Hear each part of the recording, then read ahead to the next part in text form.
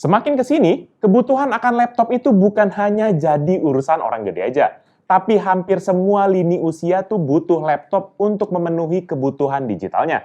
Nah, oleh karena itu, Acer melihat potensi tersebut dan mencoba memperkenalkan sebuah laptop dengan basis Chromebook yang bisa mendukung akan hal tersebut.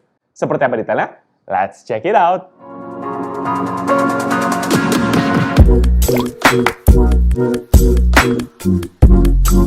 Halo guys, balik lagi bersama Pichel, dan kali ini Pichel akan bahas sebuah laptop yang gak biasa, yaitu Acer Chromebook Spin 513 dengan kode CP5131H.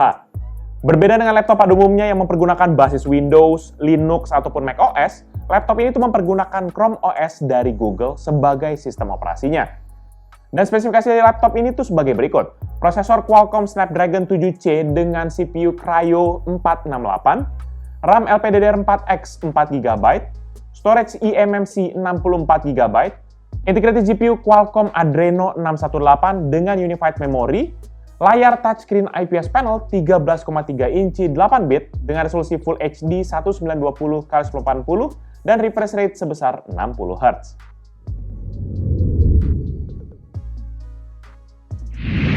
Di bagian desain, laptop ini memiliki dominasi warna silver dan hitam yang menjadikan laptop ini tuh terlihat serupa dengan laptop-laptop pada umumnya. Finishing laptop ini pun agak kesat dan juga tidak gampang untuk menanggap fingerprint. Dan untuk material yang digunakan pada laptop ini pun terdiri dari dua bahan utama, yaitu metal yang terdapat di panel depan dan juga plastik di selebihnya. Kalau kita fokus ke masing-masing sisinya, mulai dari panel depan, kita akan menemukan sebuah logo Acer di sisi kiri dengan metal effect yang di-emboss, dan juga kalau kita beralih ke atasnya, terdapat juga sebuah logo Chromebook berwarna abu-abu. Sedangkan di bagian dalam ini terdapat warna yang kontras, di mana warna hitam di sisi layar dan juga keyboard, serta warna silver di bodi sekitarnya. Terdapat juga 4 buah bantalan karet di ujung-ujung dari keyboard yang berfungsi untuk dua hal. Yang pertama untuk melindungi layarnya, dan juga kedua sebagai penahan saat dipergunakan untuk mode stand. Dan di sisi bawah laptop terdapat tampilan yang polos dengan 4 kaki-kaki karet berwarna abu-abu, beserta juga dengan 2 buah lubang untuk speaker. Dan beralih ke bagian dimensi, di sini yang menarik, karena laptop ini tuh hadir dengan desain yang tipis dan juga ringan. Ukurannya sendiri adalah 31,0 dikali 20,9 cm dengan ketebalan hanya 1,55 cm dan berat 1,29 kg. Tapi tetap aja ya, masih terasa nih untuk flex di area panel depan dan juga untuk area keyboard. Kalau urusan port, terlepas ini adalah sebuah Chromebook, namun masih tersedia beberapa port esensial di sisi kiri dan juga kanan dari laptopnya. Di sisi kiri laptop terdapat satu port USB Type-C 3.2 Gen 1, satu port USB Type-A 3.2 Gen 1, dan satu combo audio 3,5 mm port. Dan kalau kita beralih ke bagian kanan, terdapat USB Type-C 3.2 Gen 1, satu tombol power beserta juga dengan LED indikator, dan tombol untuk menaikkan ataupun menurunkan volume. Di bagian port sih memang bagus ya, udah ada aneka port kekinian seperti contohnya USB Type-C tadi. Tapi sayangnya kalau kita mau presentasi begitu contohnya, kita mesti siapin nih dongle untuk bisa diproyeksikan kepada layarnya. Andaikan aja ada port full HDMI aja satu.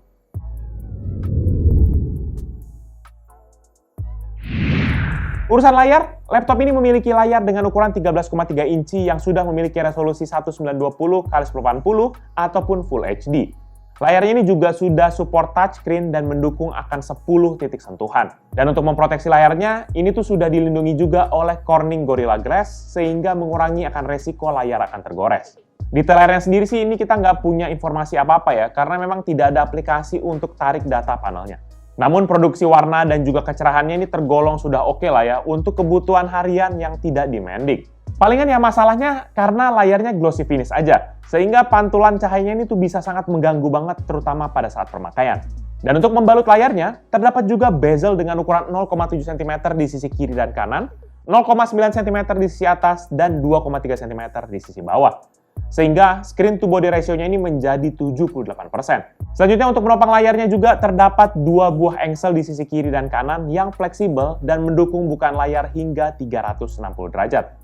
Dengan demikian, laptop ini dapat mendukung aneka pemakaian, seperti contohnya mode laptop, ya kayak mode laptop yang biasa gitu ya, mode tent, mode stand, dan juga mode tablet.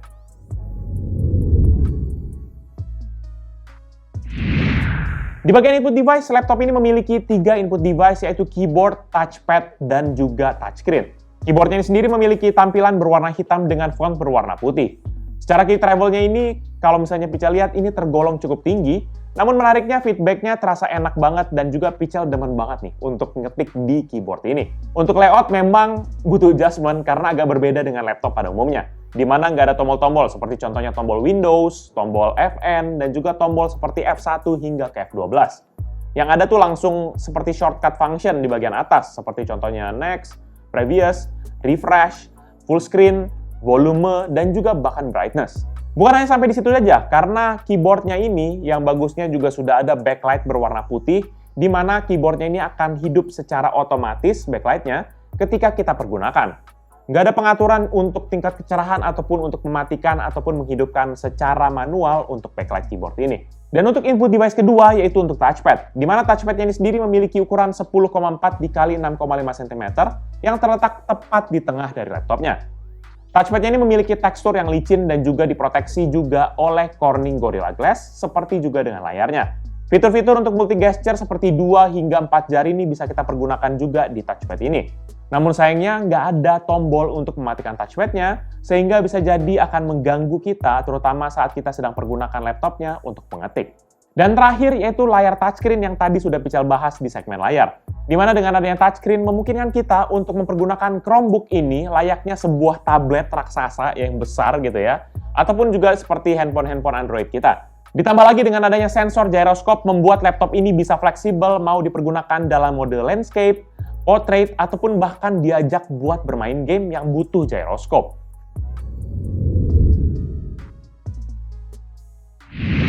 Sektor performa, laptop ini dibekali oleh prosesor dari Qualcomm yaitu Snapdragon 7C dengan kode Kryo 468. Prosesornya ini sendiri memiliki arsitektur 8 nanometer yang memiliki 8 inti dengan konfigurasi 6 inti Kryo 468 Silver berbasiskan Cortex A55 yang dimana ini tuh untuk yang hemat daya. Dan ada juga 2 inti Kryo 468 Gold berbasiskan Cortex A76 untuk high performance-nya. Maksimum frekuensi dari 6 inti Kryo 468 Silver ini sendiri itu adalah hingga 1,8 GHz, sedangkan untuk 2 inti yang high performance tadi, ini tuh yang 468 Gold ini bisa sampai ke frekuensi 2,4 GHz. Dan oleh karena ini laptop bukan laptop biasa ya, maka kita akan coba ubah mode benchmarknya, dan rangkaian benchmarknya ini berbeda dengan laptop-laptop yang biasa. Yang pertama kita pergunakan Geekbench 5. Dan hasilnya dalam 3 kali pengujian, laptop ini mendapatkan skor rata-rata 531 untuk single core dan 1480 untuk multi-core. Berikut ini merupakan bandingan dengan device lain yang Pichel ambil dari website Geekbench.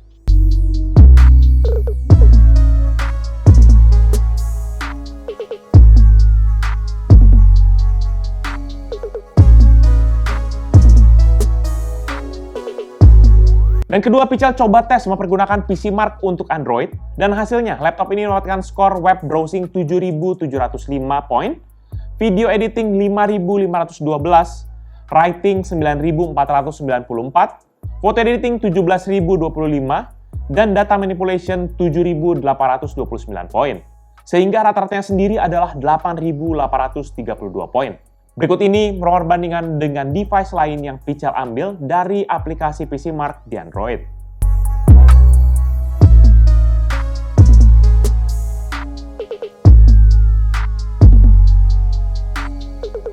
Untuk urusan grafis, laptop ini memiliki GPU dari Adreno 618 yang mempergunakan sistem Unified Memory sehingga ini berbagi memori utama antara CPU dan juga GPU-nya. GPU-nya ini tergolong kelas mid-low class sehingga kita penasaran sebenarnya mau lihat performa dari GPU-nya ini sejauh apa. Dan untuk menguji performa GPU-nya, kita jalankan 3D Mark Slingshot dan hasilnya, laptop ini mendapatkan skor 2891 untuk grafik dan 3287 untuk physics. Sehingga rata-ratanya sendiri adalah 2971 poin. Berikut ini merupakan perbandingan dengan device lain yang Pichel ambil dari aplikasi 3D Mark di Android.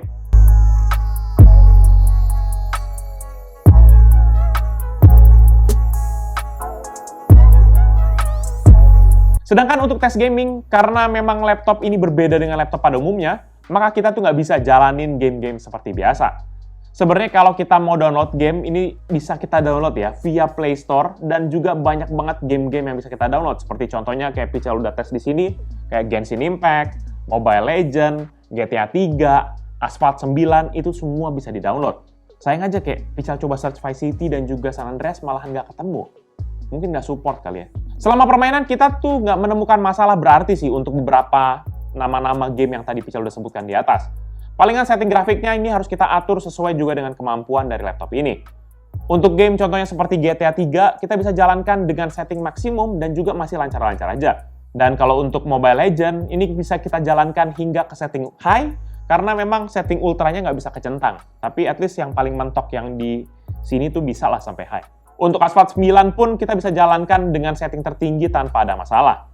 Namun untuk game yang lebih berat seperti contohnya Genshin Impact, kita ini sudah set ke setting low pun gitu ya, itu tuh masih kayak berasa agak nge-lag seperti itu. Apalagi kalau misalnya kita set ke medium ataupun ke high, udah langsung dibilang udah jebol gitu lah, nggak bisa. Dan memang karena kita nggak bisa capture FPS-nya, maka Pical akan coba tampilkan nih beberapa pengalaman game yang Pical jalankan di laptop ini. Check this out.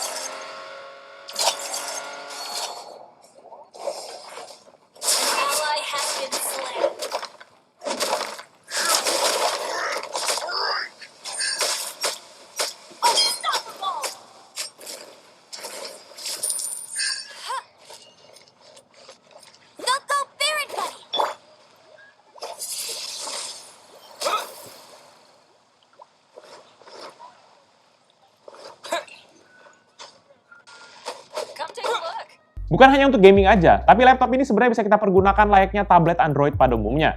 Mau kita pakai kerja dengan Office pun juga bisa, walaupun kelemahannya bisa coba search aplikasi-aplikasi Microsoft Office nggak ketemu di Play Store-nya.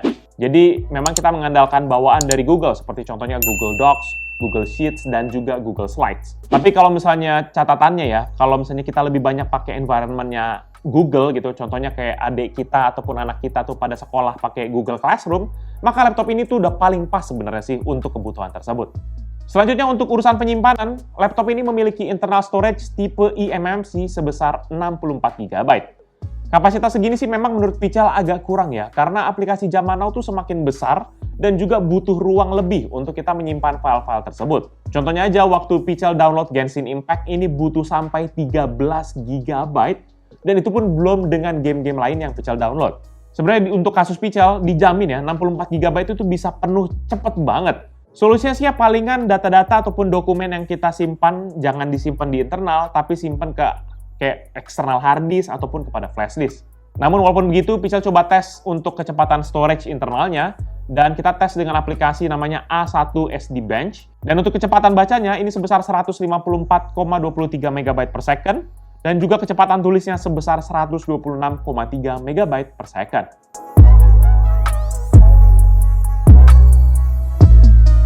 Dan selanjutnya untuk urusan pendinginan, laptop ini tidak memiliki pendinginan khusus. Hanya mengandalkan akan passive cover dari SoC ataupun sistem on chip-nya. Dan waktu kita tes bermain game ataupun yang heavy test seperti itu, kayak misalnya contohnya benchmark gitu ya, nggak kerasa panas yang mencolok di bagian bodinya. Dan waktu kita ukur, di bagian keyboard ini tuh berkisar di antara 37 derajat Celcius, sedangkan untuk di sisi bawah ini tuh suhu relatif sama, yaitu di 36 derajat Celcius. Ya, memang karena berbeda dengan prosesor pada umumnya, maka suhunya pun jadi bisa lebih rendah, walaupun tanpa ada pendingin aktif ataupun kipas-kipasnya begitu. Secara umum sih ya, untuk urusan performa, Pical nggak banyak komplain di sini. Memang secara internal speknya ini masuk kepada golongan menengah, baik untuk CPU ataupun GPU-nya. Namun ya kendalanya karena memang ini basisnya adalah Chrome OS, sehingga aplikasinya tuh lebih terbatas dibandingkan dengan laptop Windows, Linux, ataupun Mac. Tapi kalau kita balik lagi kepada kebutuhan ya. Untuk kebutuhan normal-normal seperti browsing, nonton, ataupun kerja dan sekolah online, ini harusnya nggak ada masalah. Tapi kalau misalnya kita mau lebih dari situ, ya Pical sarankan coba cari aplikasi versi mobile-nya, seperti contohnya kayak Photoshop Express yang mobile, Lightroom yang mobile gitu ya. Nggak bisa ada yang full version-nya.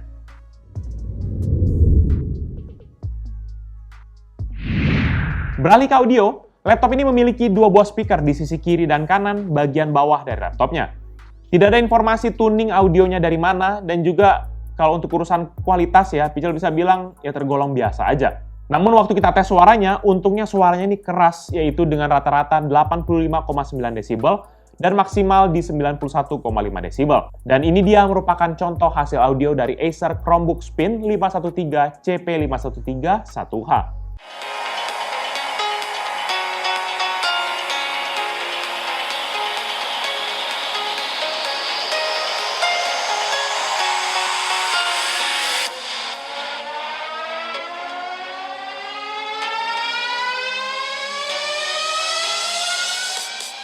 Dan juga untuk webcam, laptop ini juga memiliki sebuah webcam dengan resolusi 0,9 megapiksel yang dapat merekam video HD 720p 30 fps atau foto sebesar 1280x720 piksel.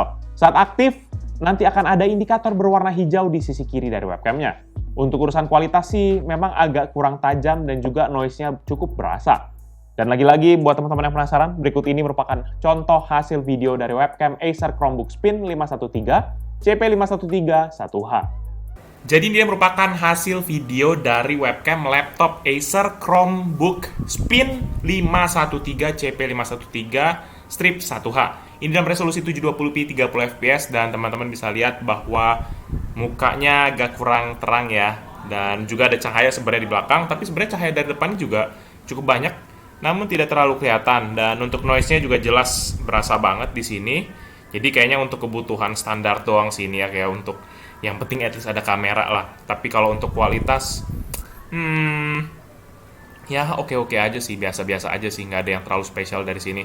Dan untuk mikrofon juga ada dua di sebelah kiri dan kanan dari kameranya. Oke, palingan itu aja. Thank you. Dan untuk urusan konektivitas, laptop ini juga sudah dilengkapi dengan chip Wi-Fi dari Intel, yaitu Intel Wireless Wi-Fi 5 dengan MU-MIMO, yang juga support akan Wi-Fi 802.11 AC dan juga Bluetooth versi 5.0. Wi-Fi chipnya sendiri sudah support dengan dual frekuensi yaitu 2,4 dan juga 5 GHz.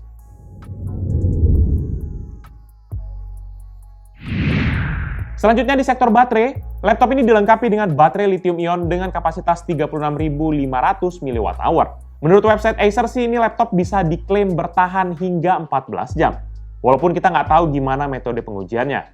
Dan waktu kita coba tes untuk penggunaan normal, seperti contohnya browsing dan juga ngetik dan juga kerja di Excel-nya gitu ya, laptop ini dapat bertahan di rentang 11 jam 4 menit, mulai dari 100 hingga 10% baterainya. Kalau kita pakai dalam gaming, harusnya bakal bisa lebih cepat lagi, berkisar di antara 4 hingga ke 6 jam. Dan kalau kita mau charge akan laptop ini, kita bisa pergunakan charger bawaannya yang memiliki daya maksimal hingga 20 volt 2,25 ampere, yaitu dengan total daya 45 watt. Untuk pengisiannya sendiri, kita bisa bebas mempergunakan salah satu port USB Type-C yang ada baik di sisi kiri ataupun di sisi kanan. Nanti ada sebuah LED indikator di tombol powernya yang akan berubah menjadi warna orange pada saat pengisian. Durasi pengisiannya pun dari 5% hingga ke 100% ini membutuhkan waktu sekitar 1 jam 44 menit dalam kondisi laptop sedang tidak digunakan.